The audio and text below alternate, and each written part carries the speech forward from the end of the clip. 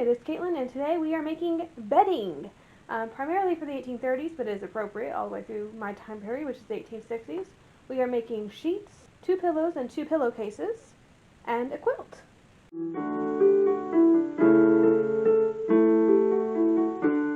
Let's work on some linens. So, starting with sheets, I think that's the easiest thing to start with. I have here some nice linen of medium weight, so it's nice 100% linen.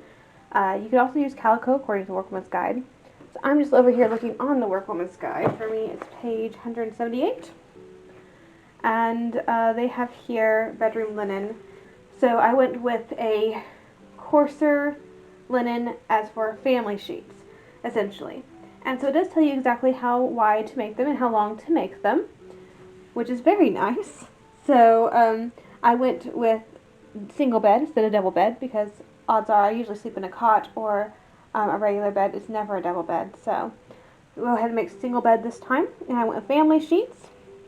I actually decided to go for the size I went for the best sheets. So they're slightly longer, 2 3/4 yards.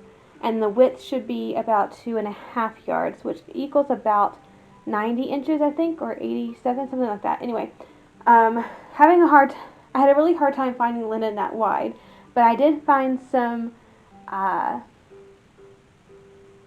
think it was 85-inch wide ribbon linen, and that's what I'm using today. So it's going to be slightly narrower, but even that's a lot wider still than in the bed, so we should be fine. I could probably even fold it in half and you have doubles, but anyway, and have it doubled over, and it should be fine. I think that's kind of an excessive width, but I'm going with what they're telling me. And then I went ahead and cut it about 105 inches, although the 2 3/4 comes out to, 99 inches.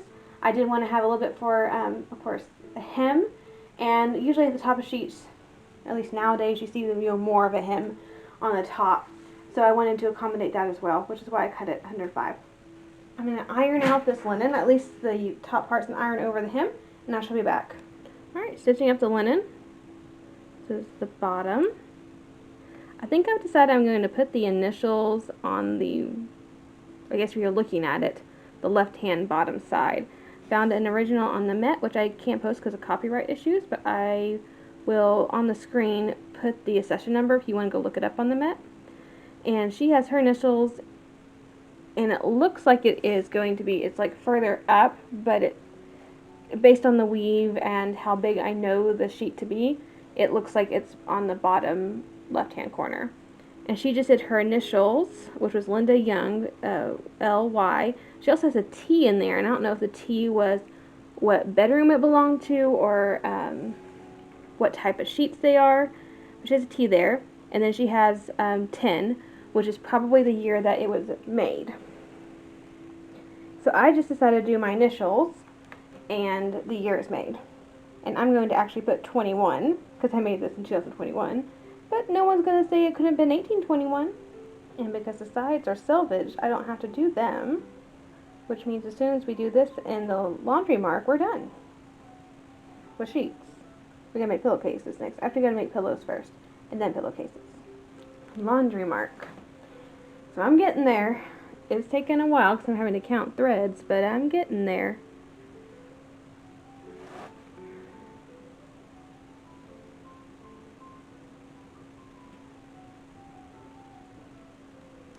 The Workwoman's Guide actually has a whole sampler. It's on plate 1, figure 1, and it has several alphabets on there, as well as the numbers, and I'm just using that. The original chemise I own has the fancy numbers, like the handwriting version, and so that is what I'm using. There's also block print letters and 1 or 2 other kinds. So I just am going with that. Let's cut some pillows. So what I think I decided to do, it was a lot cheaper to buy down pillows than it was to actually buy the down to stuff the pillows. And I originally thought that, okay, I'll just take the down from those pillows and just put them into these pillows. Well, as I'm looking at this fabric, I'm not entirely sure it's going to hold down, even though it's, it's the ticking that you're supposed to use. But it just looks like not The weave just doesn't look like it's going to hold down. And I'm already having issues. I shouldn't say issues, but there's already some down coming out of the cotton sleeve puffs that we made not even 2 months ago. I've worn that dress twice, but every time I wear it, I find feathers poking out of it. So I really would rather not have to deal with that with these pillows all the time.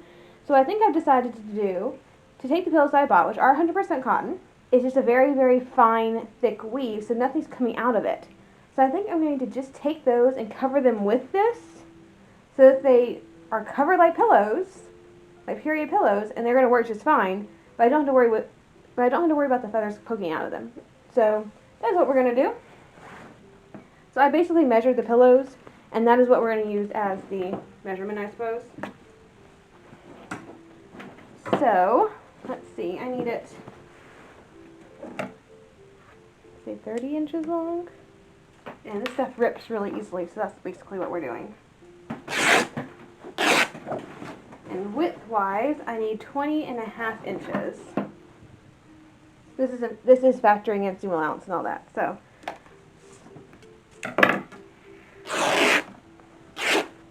and I need 2 pieces, one for the top of the pillow, one for the bottom.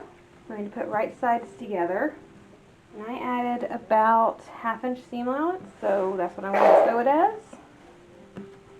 I'm only going to sew 2 of the long sides and 1 of the short sides. One of the short sides I'm going to leave because that's where we're going to, put the pillow inside. And then we'll whip those edges together when we're ready to close it. So I decided I was going to use the back stitch, which is going to be more secure.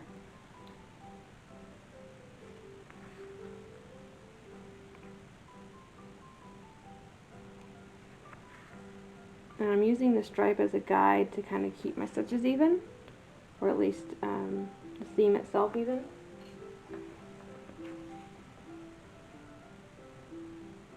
Here's my giant pillow and the pillowcase. First of all, it is stitched up. Let's go ahead and clip the corners. I need to sharpen some scissors, apparently. There we go. Turn it inside out.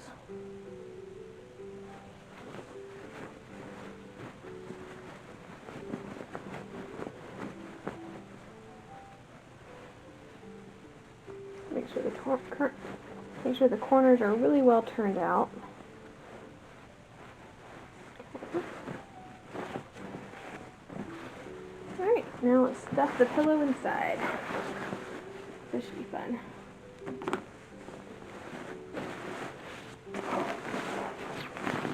If you're stuffing with down, just stuff it with down. It'll take a lot more down than you think it will. So glad we decided to do the actual pillow. In addition to being cheaper, I'm remembering doing those down stuffed sleeve pillow things, and there are still feathers on the floor, and I did those 3 months ago, so, I don't have to deal with feathers all over the place. Alright. Haha. Fun. Cool. Now I have an opening that we need closed. I think I'm just going to whip this very carefully.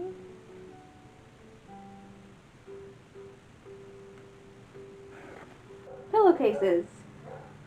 So the Workwoman's Guide wasn't particularly helpful because I'm using the linen that I use for the sheets, and it does say to procure linen that's the same width as your pillow is long. Essentially, I'm paraphrasing. But, yeah, that's not going to work because this is much wider than my pillow is long. So we're going to have to just cut it and kind of just sew it up. It's going to be fine. So, what I basically decided is the pillowcase needs to be a little bit bigger all around than the pillow itself. The pillow needed to be, exactly what shape the pillow was that I stuffed it with. But now we can make it a little bit wider and longer. So, I think this time we're going to cut the linen 23 inches wide and 33 inches long. Let's try that. But we're still going to sew it up the same way. So we're going to sew it in an L basically. There'll be one fold over and there'll be a long seam and a short seam, and then we'll of course have to hem the other short seam. So I think I'm going to cut mine 45 inches by 35 inches. And I only need 2 for both pillows. So 1 short end and 1 long end together because there's a fold here. That's not so bad. Less work than actually making the pillows. I think I've decided to run and fell this seam simply because I don't want these raw edges in my pillowcases.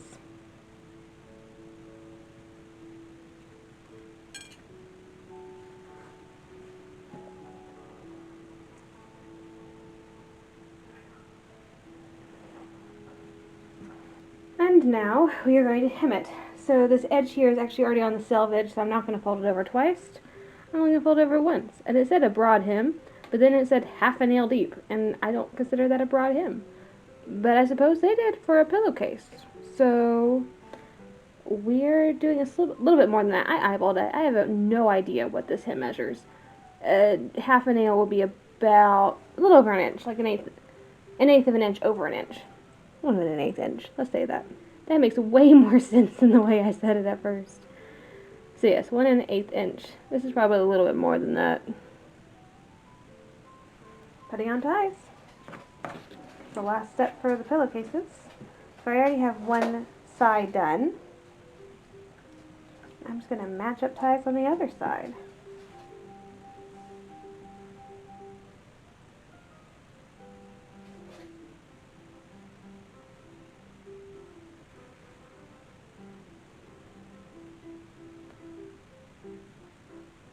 This is not a good needle for linen. I need to go change needles. But at this point I'm almost done. Let's put the pillow in the pillowcase.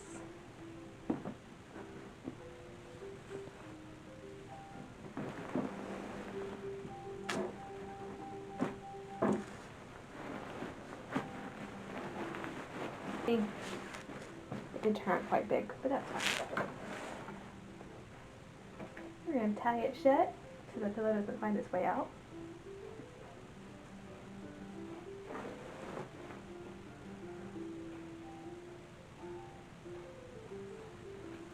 And there we have it. Pillow in a pillowcase. I got one more to do, and we'll finish working on this quilt. Yeah, I'm going to start sewing some pieces together. What I'm thinking is going to be the easiest thing to do is start in the corner and have the one and then the 2 halves sewn together, and then we'll do this row and probably go ahead and seam those together and just keep going diagonally. I think that's going to be the easiest way to do this. So I'm going to start sewing some pieces together. Now we're sewing the rows together. I'm almost done. It's taking forever. So yeah, got all my rows and I put them all on my living room floor and made the pattern out. And yeah, I'm hoping it's not going to be too big. I'm hoping I did my math right and that I'm actually getting the size of quilt that I want. So I am no longer going to be quilting this because this is taking so long and it's already annoying me, and I hate quilting anyway. So I did some research and found out that tied quilts are totally okay for the 1800s. So in fact, the lady who wrote a book called Civil War Quilts has an original one that's around circa 1840 that was tied, so in her personal collection. So I am very happy to hear that, and I did not know there was a book about Civil War quilts, so that is now on its way to join my library. But tying sounds so much easier. So after I finish this little bit, I get to iron everything. Make sure all my seams look nice. And then we're going to lay out the backing. I'm probably going to have to sew a backing. And in case you were wondering on quilt progress, we are ready to start tying the quilt. I spent the last hour laying out the layers, the backing, which I did have a piece in several areas, but it doesn't look bad. I thought I had enough fabric to do it all in one piece, but I didn't. It's in 3 pieces, and they're kind of weird looking pieces, but it works. It's a quilt. It's not going to be seen from the bottom. And so yeah, for the backing, the batting, and the top layer, and I use safety pins to pin the top layer together so it is wrinkle free, or at least for the most part. There might be 1 or 2 wrinkles I'm having to get out, but for the most part it's put together. It's looking really good. I'm actually really happy with it. So now I get to start tying it. I actually keep safety pins around just for once every 5 years when I decide to quilt something. because it really is. It's probably been about 5 or 6 years since I last made a quilt, and that's the last time I used the safety pins because I don't use safety pins. Quilt is laid out. I'm working on tying it, so I have my wool thread. I have a needle, and this has been very interesting because I had to do this crisscross, and I made a yellow jacket very angry about an hour ago. So he stuck me on my foot, and I'm having to sit on that foot to do this. So it's kind of painful, low key, but I'm making it through. And I am clearly not measuring any of this because I've stopped caring.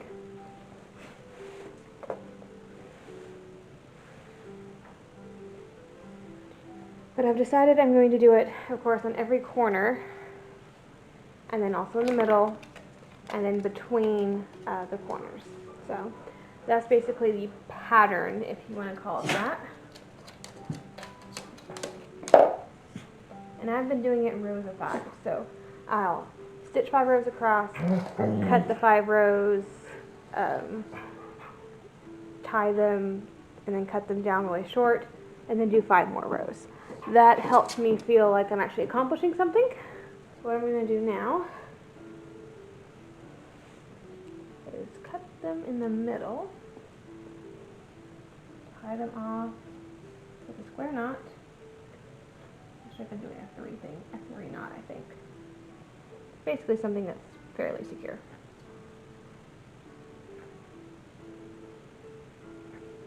Alright, we're finishing up this quilt, and I have a little helper who is very much enjoying this quilt. But I am back stitching the binding on. I cut a 1.5 inch binding.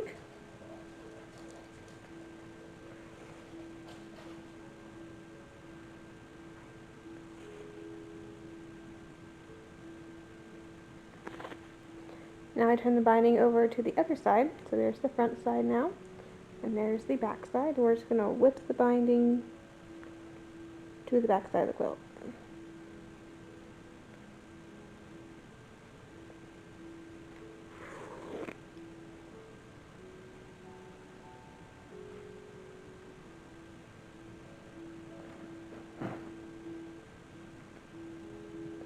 And that is going to be the end of our bedding. 2 sheets, 2 pillows, and a quilt. Here we are with our finished bedding. So, it's done. I prefer sewing clothing to sewing articles such as this. I think it's just, I don't know, the whole domestic sewing bit just never really appealed to me. I like making pretty things. And I guess these are pretty in their own way, but no one's really ever going to see them, so I am very impressed I managed to do that entire quilt by hand, because there were several times, especially during the binding, that I really considered machining it, because it was just taking forever. I spent an entire weekend binding that thing from Friday evening, and it is now 7 o'clock, past 7 on a Sunday, and I did nothing but work on this all day today, except for church, and all day yesterday, and then Friday evening as well. Just binding it, not even the rest of it, just binding it. So I'm just very impressed that I stuck with it, that I persevered through that. It's done. I never have to do it again. Well, unless I decide I want another quilt, which given how cold I get, is probable down the road somewhere. But other than that, the linen bit did not take very long at all, especially because it was selvage edge and I didn't have to actually hem that side. It was just the bottom side and the top side. The other pillow is somewhere, but it's here. I have it. I went to an event not too long ago, and the other pillowcase is being washed. This is the one I did not bring. So that's what I have in display right now. But yeah, I'm just very happy with it. Anyway, if you enjoyed the video, please like and subscribe to the channel. We'd love to have you. As always, have a fantastic week, and I'll see you back here on Monday.